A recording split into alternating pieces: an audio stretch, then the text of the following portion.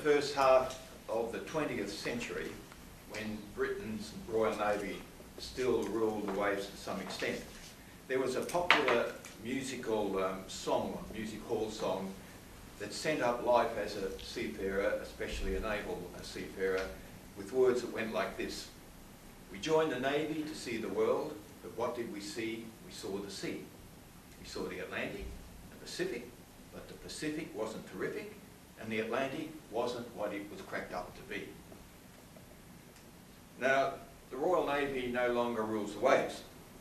Instead, in the 21st century, the oceans of the world are home to vast numbers of cargo ships, the majority of them being huge container vessels. Back in the mid-20th century, and earlier, before the oncoming era of containerisation, cargo ships were loaded and unloaded manually by wharfies, by dockers, using onboard ship cranes and rope slings. It was a slow job, with the ships in port for many days and usually for many weeks. And so the seafarers would be able to spend a fair bit of time ashore at the various ports to explore and to spend some of their hard-earned and minimal amount of money, often with the lovely girls who would be waiting for them on the dockside, something that is no longer possible today because all major ports are harder to get into and out of than Fort Knox. Things are different in the 21st century. Container ships are loaded and unloaded so quickly by huge dockside cranes, wharfside cranes, that the ships are usually only in port for 24 or 36 hours.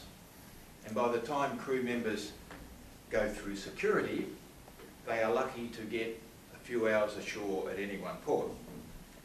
Now, they have been known down through the centuries as ABs, which I believe stands for able-bodied seamen. And while on board conditions in this era are far better than in the past, life for the ordinary seafarer is still hard. It is still often dangerous and very low paid and extremely, extremely lonely. Now, something like half of the ABs, the ordinary seafarers around the world, are Filipino, some nearly 60%. And the money that they remit home is what helps keep that country's economy going. But in most cases, these individuals pay a very high price, even when working for one of the reputable large shipping companies such as Maersk, the world's largest container shipping company. These ABs have to sign on for a period of 7, 8 or 9 months at a time. Unfortunately, your average seafarer, in addition, not only has to put up with a life of loneliness away from family and friends, but they face a number of other potential hazards. Accidents, ship's losses at sea are still happening, despite GPS and other modern navigational aids. Piracy and abduction is another danger that they face, and many seamen still, at this very moment, some hundreds actually, are still being held hostage in places like Somalia on the east coast of Africa. And there are unscrupulous ship owners who hold back or never pay wages, sometimes leaving these poor seafarers stranded in some distant port where their rust bucket of a ship has been sequestered or has been just abandoned.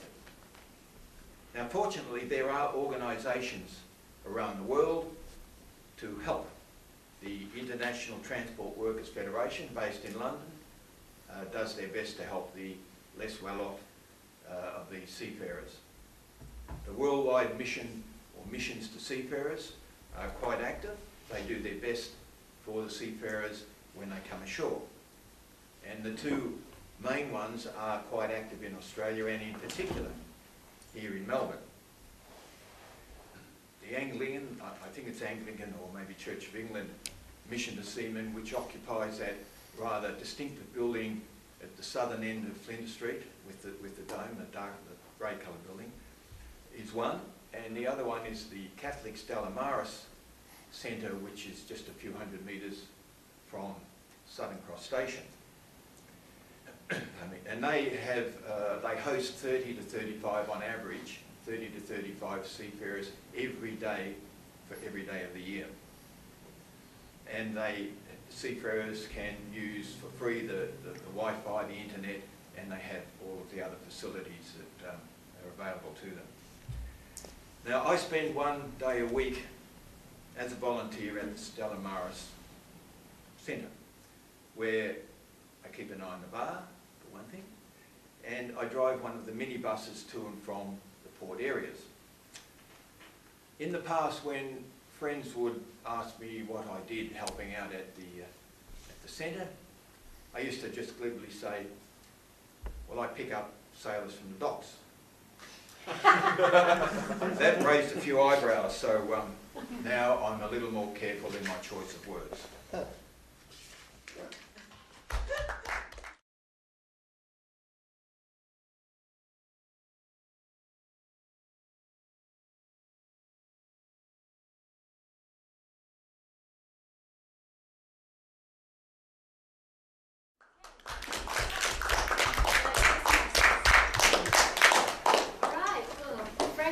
Life at sea in the 21st century, 5 to 7 minutes.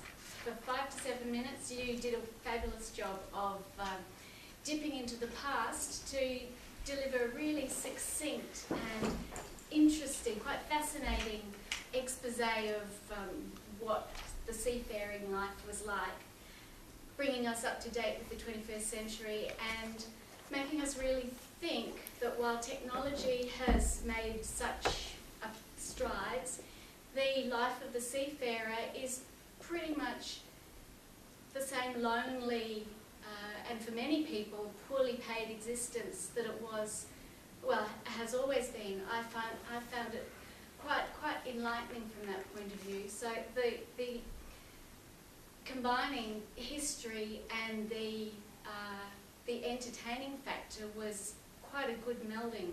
I think for such a short speech you did a really good job.